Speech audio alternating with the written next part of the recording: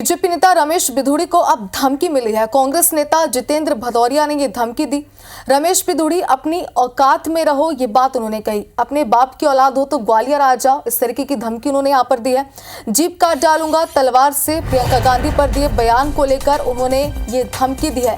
तो देखिए, जो बयान उन्होंने दिया था उसके बाद विवादों में तो घिरे हुए थे, लेकिन अब बीजेपी नेता रमेश बिधूड़ी को यहाँ पर धमकी दी गई और कांग्रेस नेता जितेंद्र भदौरिया ने यह धमकी दी, जिसमें उन्होंने कहा कि अपनी औकात में रहो, अपने बाप की औलाद हो तो ग्वालियर आकर दिखाओ। इस तरीके की धमकी, इस तरीके के शब्दों का प्रयोग उन्होंने यहाँ पर किया। आगे कहा कि जीप काट डालूंगा तलवार से। और आपको बता रहे कि प्रियंका गांधी पर क्या बयान दिया था, ये आपने अभी तुरंत ही सुना था, और इसके बाद अब ये धमकी उन्हें यहाँ पर दी गई है।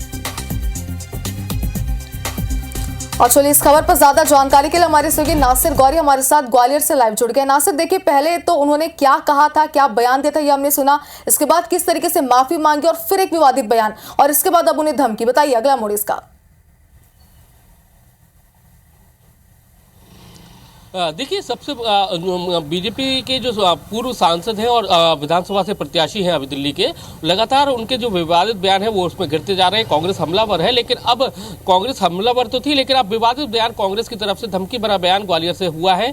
जितेंद्र भदौरिया ने एक सोशल मीडिया पे, फेसबुक पे पोस्ट डाली है, जिसमें बाकायदा उन्होंने तलवार के साथ में ये फोटो पोस्ट किया। उन्होंने कहा है कि अगर उनमें उनके बाप में दम है तो वो ग्वालियर आए, वो उनकी जीप को काट देंगे, और उसके साथ ही तलवार के साथ में उन्होंने फोटो पोस्ट किया।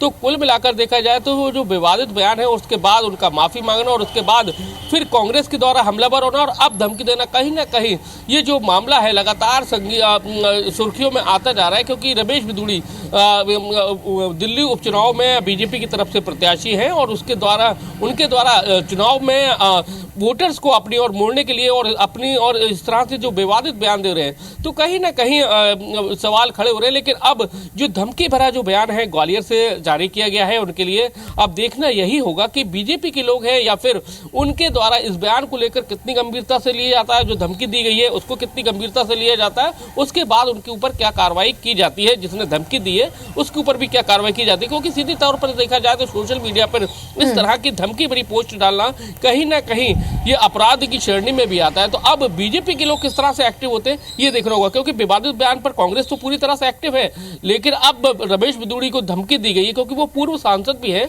दिल्ली बीजेपी से प्रत्याशी भी है उपचुनाव में। तो अब देखना यही है कि बीजेपी के लोग किस तरह से एक्टिव होते हैं और इस बयान को, जो धमकी भरा बयान है सोशल मीडिया पे पोस्ट किया गया है, उस पर किस तरह से रिएक्शन देते हैं या फिर आगे की कार्रवाई करते हैं।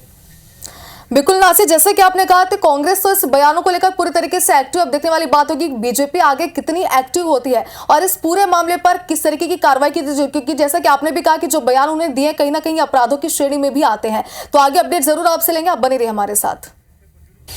और चलिए, इसी से जुड़ी एक अहम और बड़ी खबर आप तक पहुंचा दें इंदौर से, जहां महिला कांग्रेस का इस पूरे मामले पर, इस बयान पर विरोध प्रदर्शन देखा जा रहा है। रमेश बिधूड़ी का पुतला जलाने के लिए कार्यकर्ताएं पहुंची हुई हैं। पुलिस ने कांग्रेस कार्यकर्ताओं से ये पुतला छीना और पुतला जलाते समय पुलिस से ये छीना झपटी भी इनकी यहाँ पर हुई बताया जा रहा है। आपको बता रहे कि रमेश बिधूड़ी ने प्रियंका गांधी को लेकर जो बयान दिया था, जिसकी हम बात भी कर रहे थे, बिधूड़ी के बयान को लेकर महिला कांग्रेस ने इसे आपत्तिजनक बताया और इसका पूरी तरीके से विरोध किया है। तो बताया जा रहा है कि पुतला लेकर यहाँ पर महिला कांग्रेस के जो कार्यकर्ता है वो पहुंची हुई थी, लेकिन इस बीच उनकी पुलिस के साथ झूमा झटकी भी हुई है। तो उग्र वो प्रदर्शन यहाँ पर करने की बात कह रही है, तस्वीर आप देख सकते हैं।